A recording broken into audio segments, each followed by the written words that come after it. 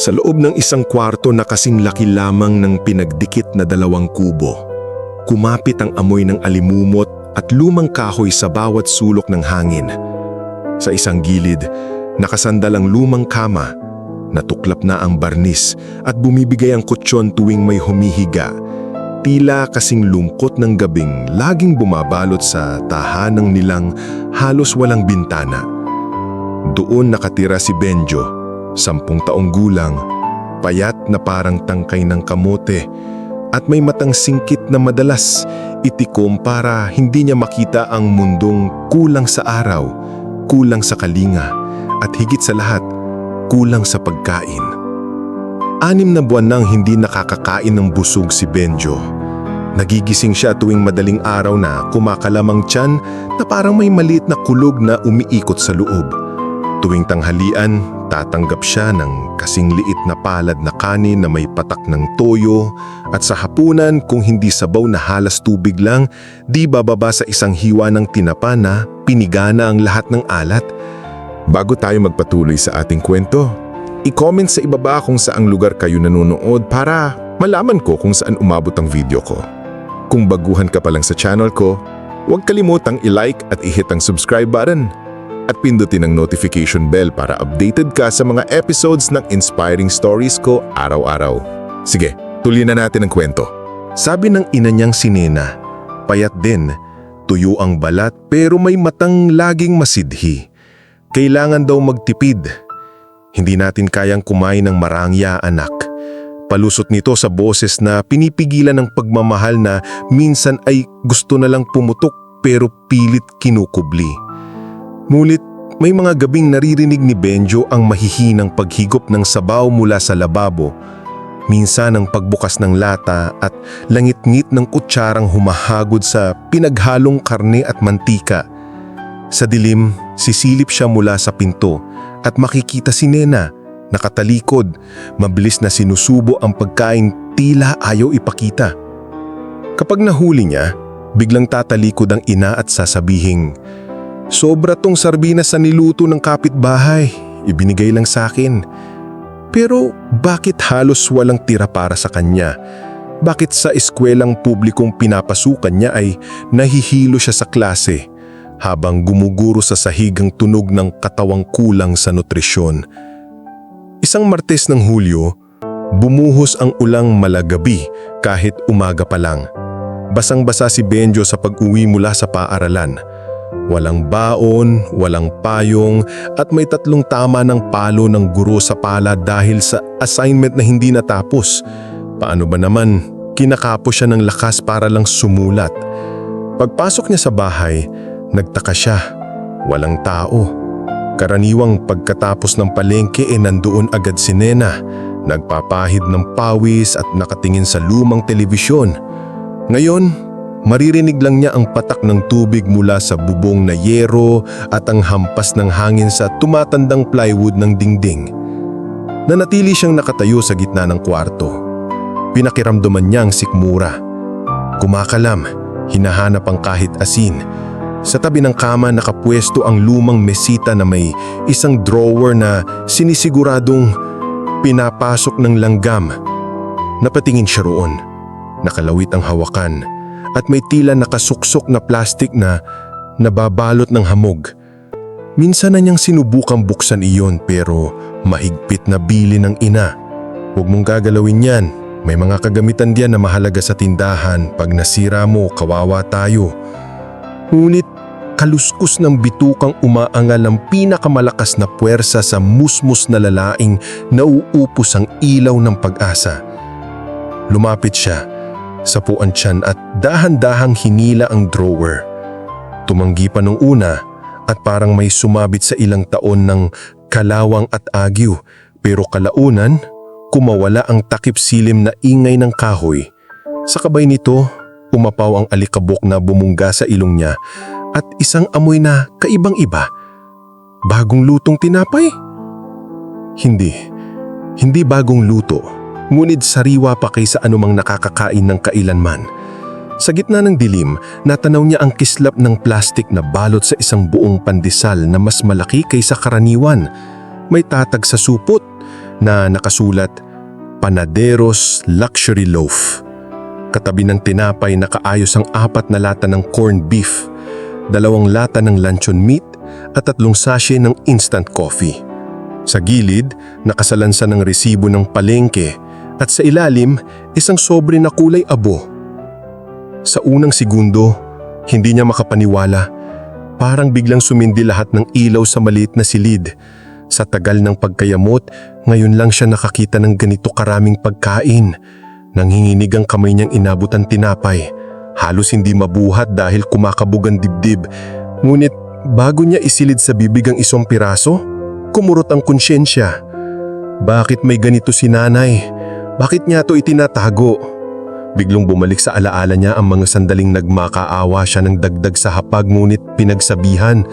Kung tutuusin, maaari niyang lamunin na lang at kalimutan ang tanong.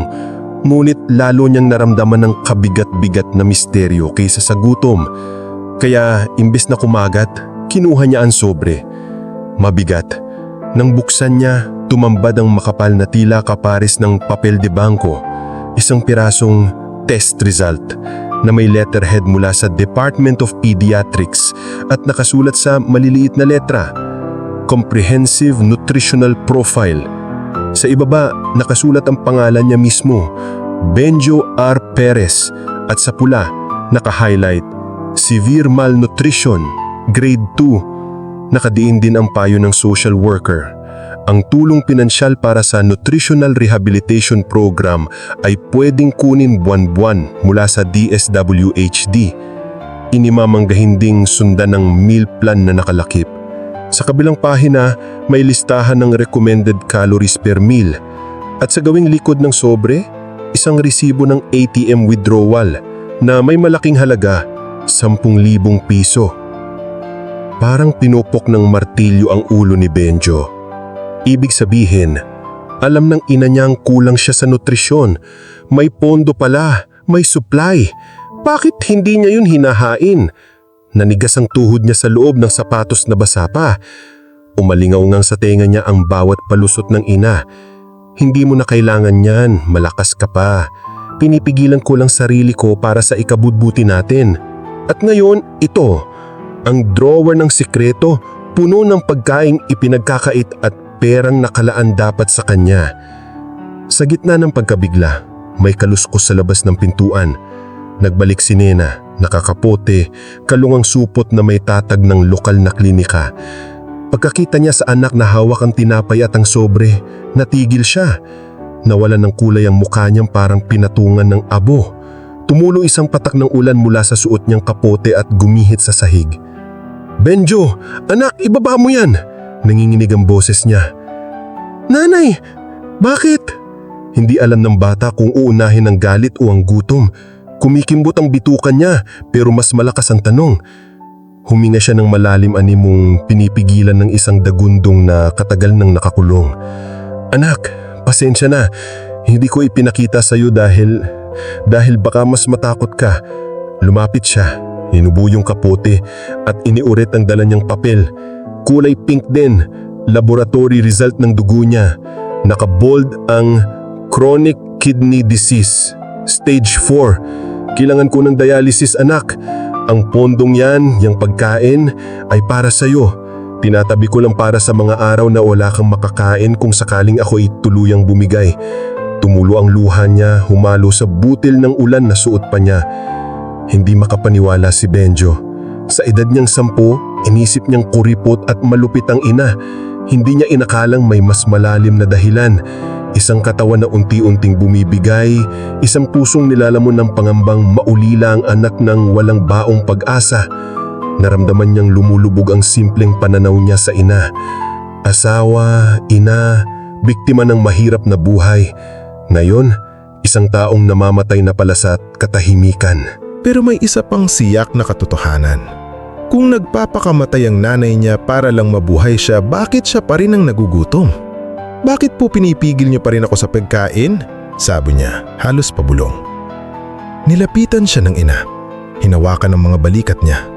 Kasi wala akong kalam na eksaktong pang meal plan. Hindi ko pa alam paano ko hahatiin para tumagal yan hanggang matapos natin ang programa mo. Pinipilit kong intindihin ang mga number na yan gabi-gabi. At kaninang umaga, nagpa-check up ako. Sinabihan akong baka 3 buwan na lang ang baga ko.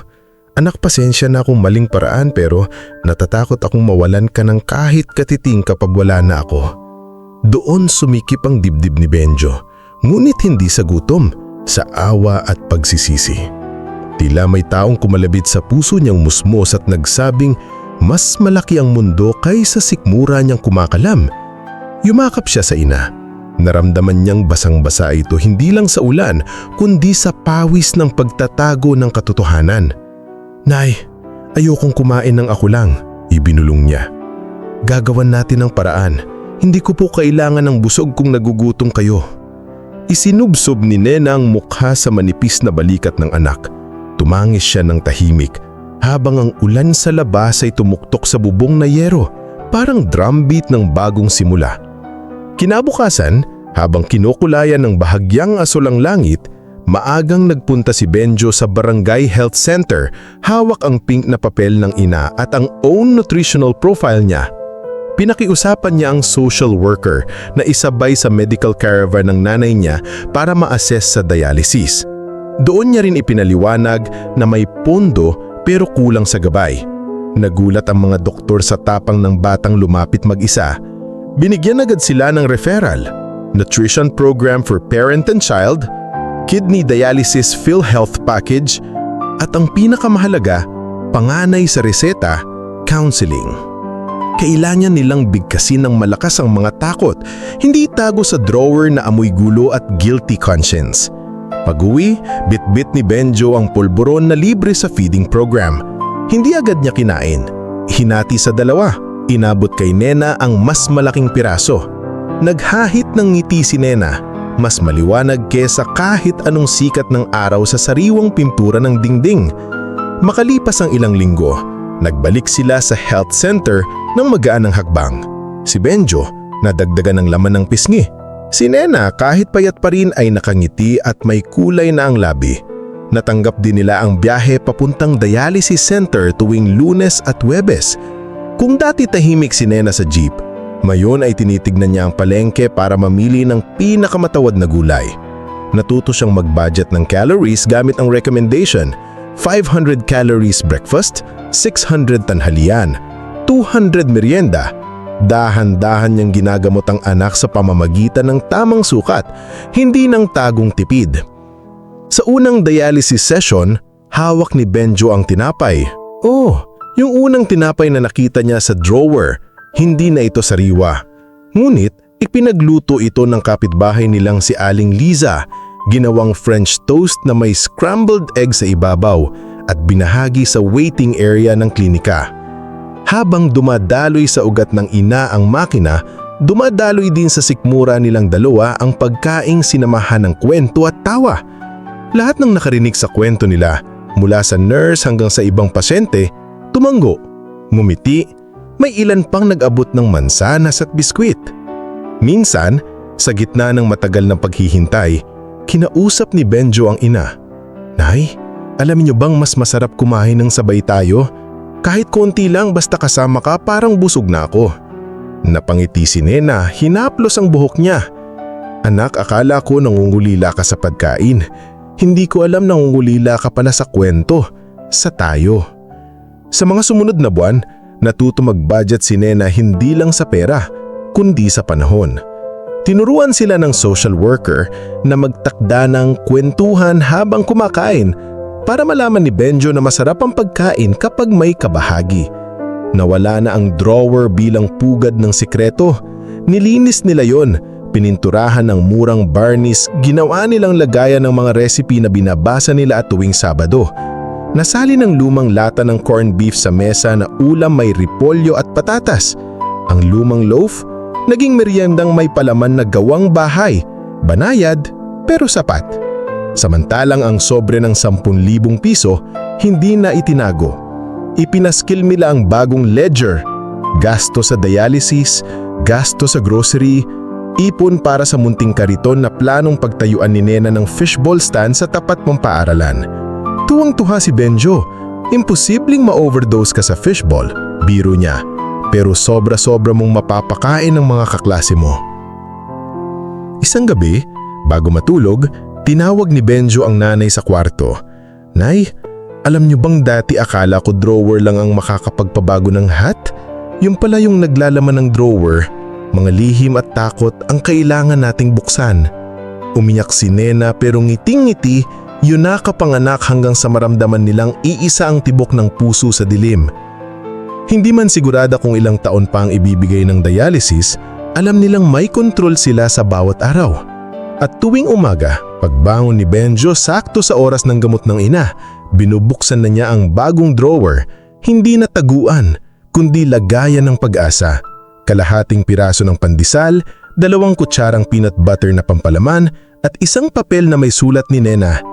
Anak, di tayo magkukulang basta't hindi tayo magtatago. Minsan may kahon ng gatas, minsan may kulay na lapis para sa project. Laging may maliit na sorpresa hindi para maglihim, kundi para ipaalala ang pagkain, kasiyahan at katapangan ay mas nagiging sagana kapag pinagsasaluhan. Sa lumang dingding na dating hubad, nakadikit na ngayon ang collage ng mga resibo, unang dialysis, unang libreng gawgaw ng bigas at litrato ni Benjo sa feeding program na pumipirma sa attendance na may lagda ng bagong lakas. Sa gitna, inilagay ni Nena ang pinakamahalagang papel, ang dating nutritional profile na nakapula, ang severe malnutrition. Ngayon, may ballpen na krus sa tabi. Target achieved, normal weight for age. Nagsilbi itong epitaph ng dati nilang gutom at bantayog ng bagong simula. At tuwing may bisita, doktor, social worker, kapitbahay, ipinapakita ni Benjo ang drawer na dating pugad ng gutom. Mayon puno ito ng kulay, jar ng peanut butter, supot ng piritong dilis, sachet ng gatas at maliit na alkansya na hugis tinapay. At sa pinakamababang bahagi, nakalagay ang isang sulat ni Benjo para sa magiging siya sa hinaharap. Kung sakaling muling kumalam ang tiyan mo, huwag kang matakot buksan ang drawer, hindi para magtago, kundi para makita ang lakas na itinago mo rin sa sarili mo. Sa ganitong paraan, sa bahay na dating puno ng aniw, napatunayan ng mag-ina na hindi ang laki ng kusina ang sukatan ng kasaganaan. Ang tunay na kayamanan ay ang pagbitaw sa lihim na nakakasakal, ang pagbabahagi kahit konti lang ang meron, at ang pagyakap sa katotohanang bagawa't manipis ang pader at naglalagtik ang bubong, kayang bumuo ng dakilang puwang ang mag-ina na hindi kailanman magugutom. Hindi lang sa pagkain, kundi sa pag-ibig, pag-unawa at pag-asa na kailanman ay hindi dapat kinukubli sa loob ng isang lumang drawer. At dito nagtatapos ang ating kwento. Nagustuhan mo ba ang ating kwento? May aral ka bang napulot? I-comment sa ibaba. Kung na-enjoy mo ang kwento natin ngayon, i-hit ang like button at huwag kalimutang mag-subscribe. Ang suporta nyo ay ang inspirasyon ko. Kita-kits bukas ng umaga, kaya stay tuned!